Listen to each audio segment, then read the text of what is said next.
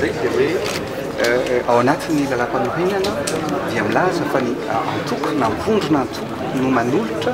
ny anaran'ny praministra amin'ny ary zay ny antony vondronanay hoe alors tsika reto mivondrona tsy misy antoko maro ao anatin'ny iny décision na arrêt ny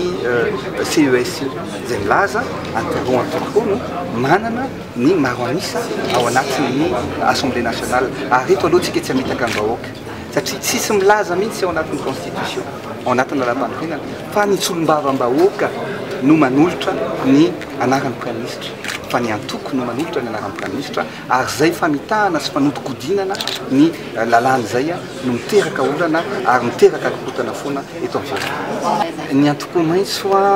dia ny lehibe sy ny mpamorona ny antoko maitso ny antoko rehetra zay miteneniko tao na ny iaraka isika na VPMMM na ny havana ARD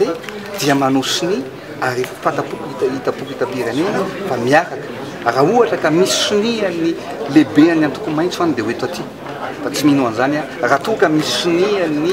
lehibean'ny VPMMM ny lehibe ny mpamorona dia hoeto aty raha milaza mapara nareo mapara ny Andro Rajoelina tsy milaza ho mapara any na mapara A na mapara X no milaza fa mapara ny soniako no mametraka an'izay anaran'ny praministra zay miaraka amin'ireo olona miaraka amin'ny ao anatin'ny plateforme générale.